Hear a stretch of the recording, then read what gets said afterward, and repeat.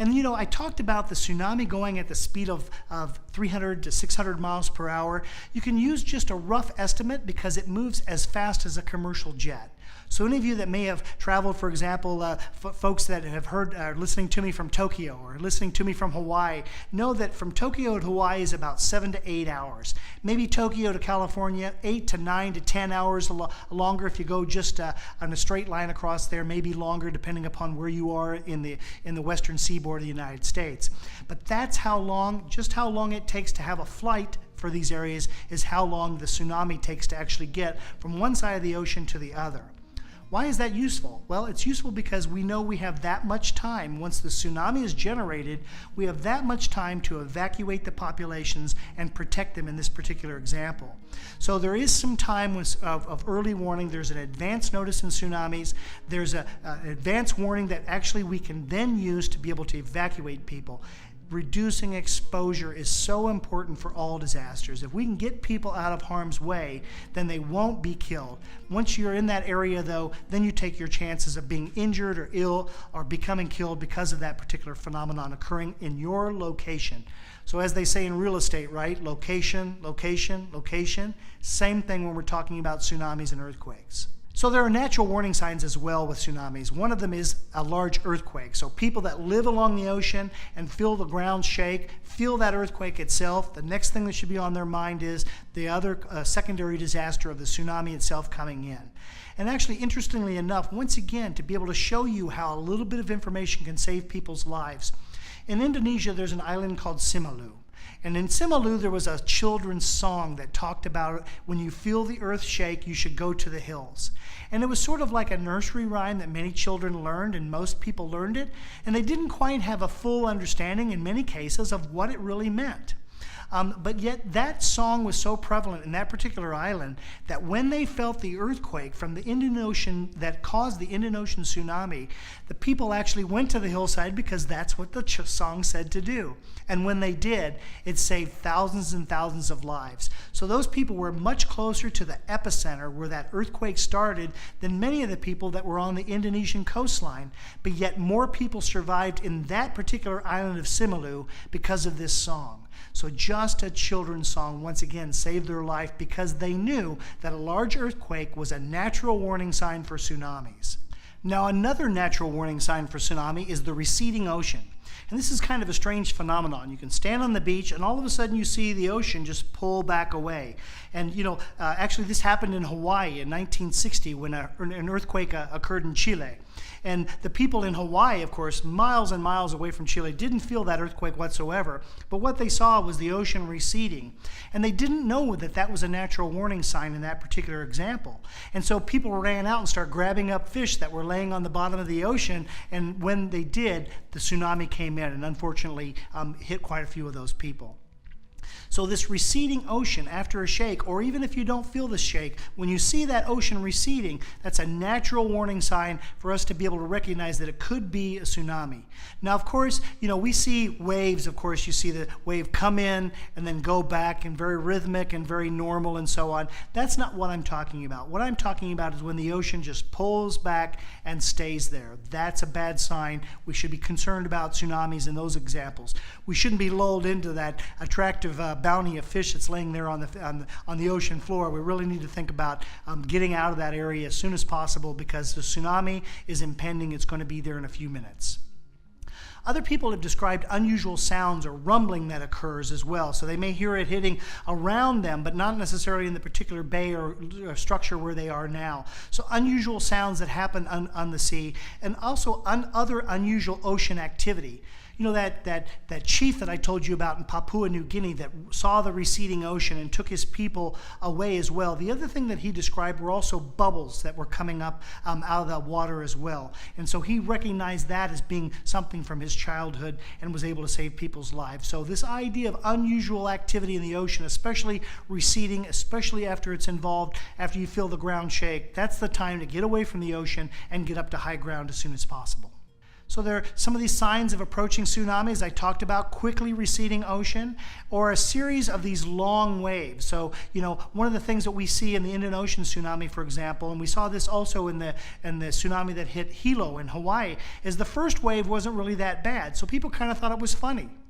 Here's this wave that came in, splashed everyone, everyone's knee deep in water. And when you look on some of the faces in 1960, photographs that were taken of the people in Hilo in Hawaii, people were actually running and laughing because they thought, oh, here's this rogue wave that's, just kind of getting us wet, but it's okay.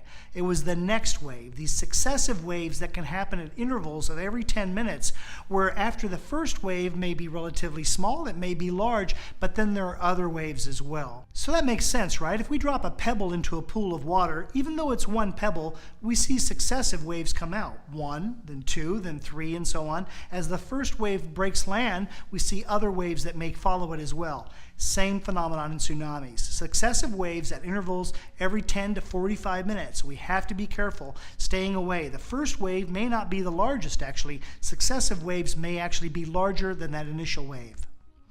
So let's look at that major cause of death from tsunamis as well. We know drowning and we know traumatic injury. And I've described this in some elements in the past as well, as I say, a tsunami isn't like a flood. A tsunami is like a freight train. It's like a bulldozer that comes into a community. It's not simply the water coming up and rising and inundating.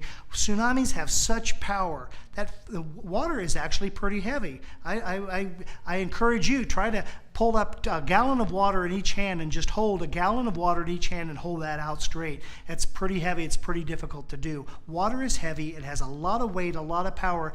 And when you move a large body of water like that, you're talking about a lot of strength, a lot of power being carried and transmitted through, a lot of energy transmitted through that water itself. So when a tsunami comes into a village, comes into a city like that, the first structures are destroyed. It grinds that stuff up and continues to push it up. So the further that it goes, it's actually not only carrying water out of the ocean, but it's carrying debris out of the land as well. And that debris is just tumbling. It's pieces of building and concrete and wires and telephone poles and pieces of bridges and so on and so forth, trees and debris, all being pushed ahead of this particular tsunami itself. So this mixture of drowning and traumatic injury is very common, and it's really difficult to tell which is the most common. Of course, people are drowning in that example, but which comes first, the traumatic injury or the drowning? It's difficult to tell, but we have to recognize tsunamis have a lot more force than just a flood. And now let's talk about the public health consequences of tsunamis as well, which are relatively actually close to that of an earthquake as well. Remember, we looked at these public health consequences in this white column on the left, this column of all the public health consequences that are associated with all disasters. And what we said was that some of those consequences are actually different for different disasters, but nearly all of them occur for every disaster, right? And what we want to recognize is the reds in this particular figure are actually the more severe, orange or amber, moderately severe, and then the least severe are the greens and the whites as well. And we can see in this particular figure now the number of deaths and the number of injuries are very high in tsunamis. And in that way, it's very much similar to earthquakes, where both of these are the same, very, very much elevated when we're talking about how many deaths. Tsunamis can cause hundreds of thousands of deaths and hundreds of thousands of injuries as well. Also, as you would expect, tsunamis create a lot of public concern for safety. Once something like that big phenomenon has occurred to people, there's a lot of concern for their safety. They may not be very familiar with these kinds of issues. They may not necessarily know much about it, and they want to know more. So giving people information, even after the tsunami is over, to be able to how to protect themselves, how to evacuate ahead of time and so on, there's a lot of room for information for these particular disasters. So let's take a closer look at those disaster-related deaths associated with tsunamis. One of them, we know that the majority of deaths occur during the tsunami. When that water is coming in, that's when most people die. And we know that the number of deaths exceed the number of injuries remarkably in tsunamis. So there are a lot of deaths, and they all occur immediately. So let me ask you that. So if all the deaths occur while the tsunami, how effective is a response team that comes in 4 hours later, or 8 hours later, or 3 days later, right?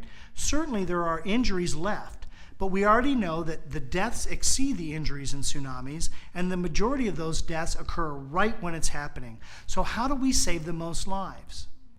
We save the most lives by doing something now, by planning ahead of time, by mapping where these areas can occur, by establishing early warning systems. And I'll talk more about that, but I just want to get that across to you. If there's nothing else you learn in my entire series, I want you to learn now is the best time to save your life, right? You know, what saved my life in the tornado that I've shared with you, that tornado story that you can see on my website, what saved my life was something that I learned when I was 7 years old, and I was an adult when it happened. So ahead of time, that's the big issue.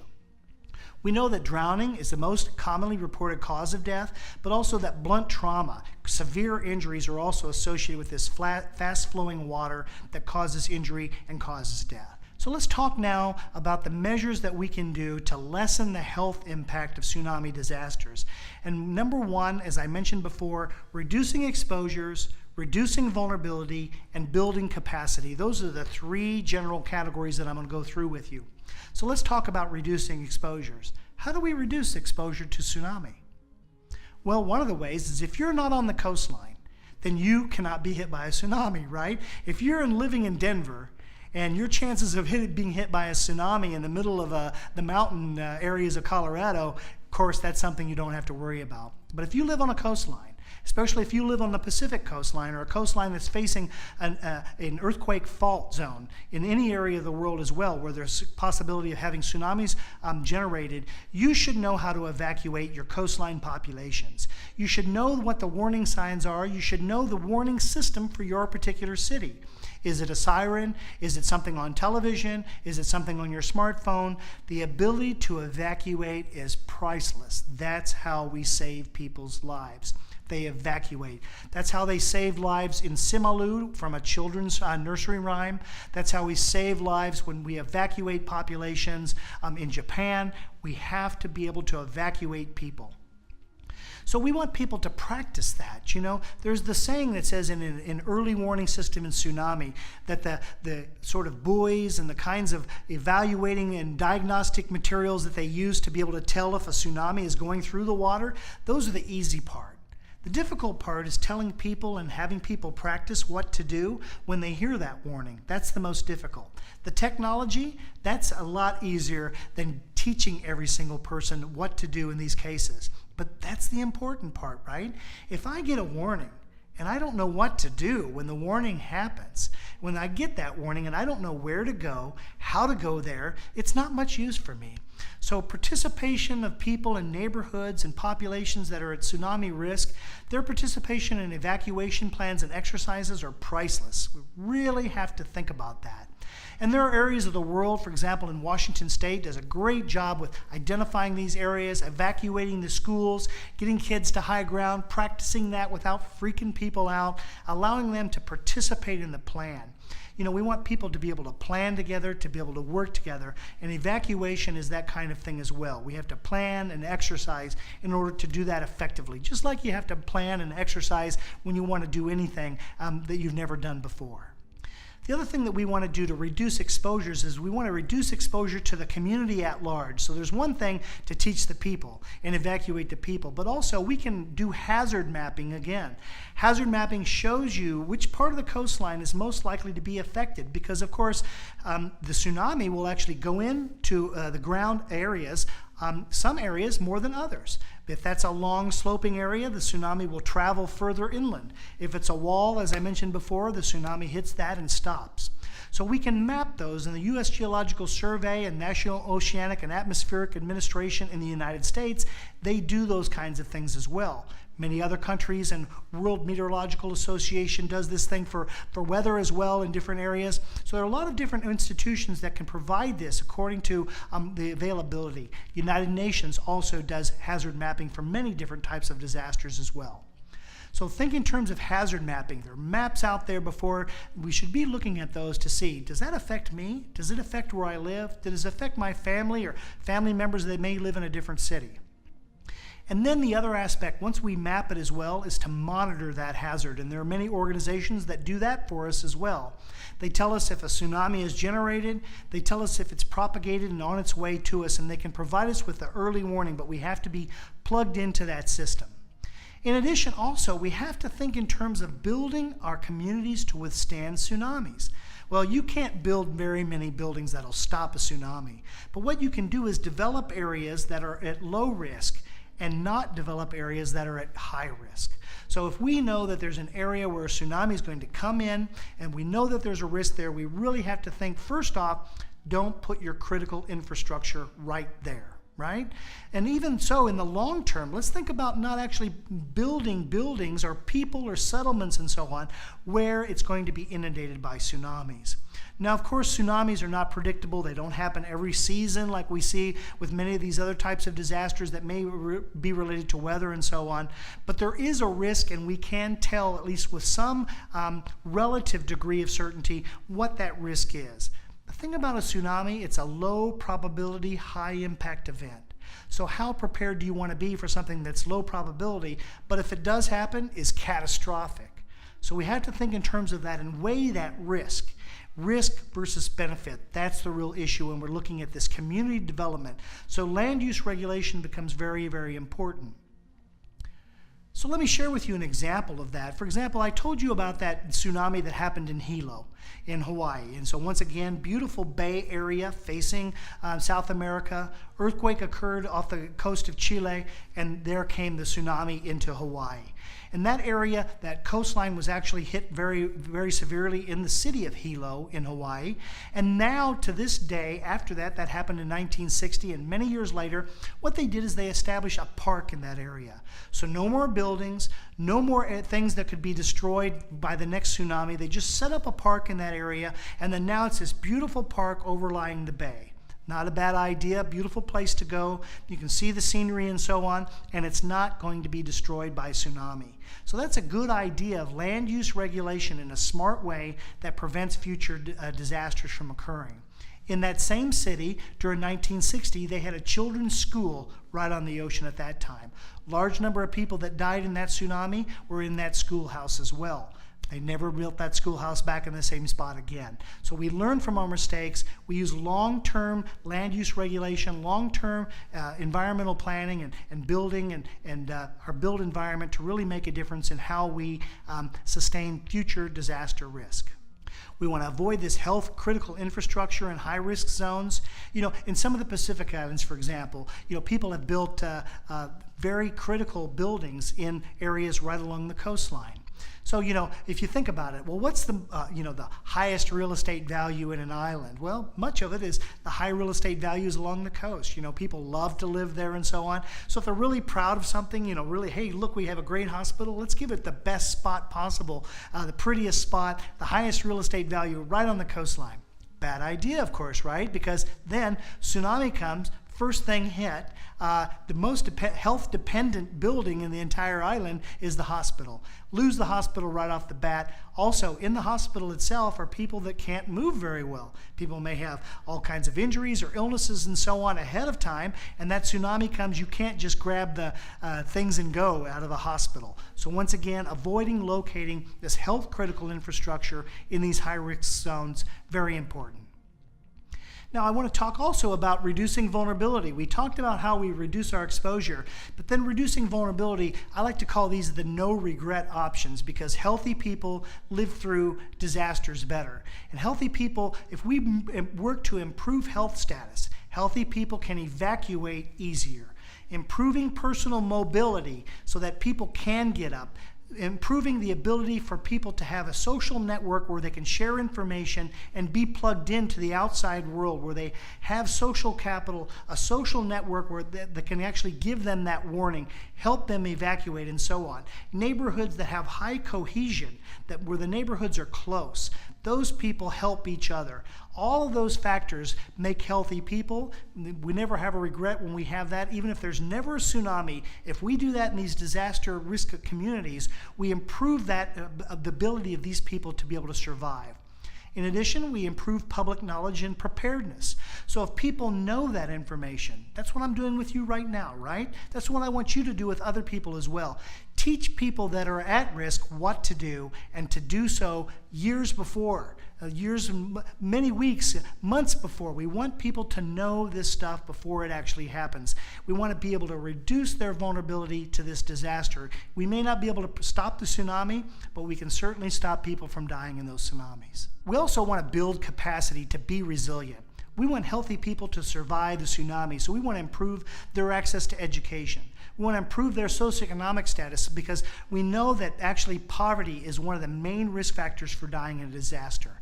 It's one of the things that make you more vulnerable. Healthy people survive disasters better as well, so that's a no-regret option for us. Healthy buildings that survive disasters. We want tsunami communities to get their buildings away from where these tsunami risk areas are. We know these healthy communities also are practiced at large-scale population evacuation measures. It's not easy to evacuate a city. It's not easy to get the people out of that area and up to high ground and so on. In some areas, it's particularly difficult. For example, areas where there are a lot of tourists that may not know the lay of the land, may not know the risk of tsunami and so on, like, for example, Honolulu, at risk for tsunami. The tourists in Waikiki may not know where to go. So there's the idea of population evacuation measures, a little bit more complex, but still very important. The best thing that you can do is to get away from these things, as opposed to trying to live through them and then relying upon rescue, right? Because we know that's too often too little and too late. We also want to maintain a robust and pervasive public early warning system so that people can get the warning early and that it doesn't have problems or breakdowns and so on in that early warning system. We want to develop resilient critical infrastructure that's not in the tsunami's way, that we can actually rely upon those hospitals to still be there after the tsunami is over.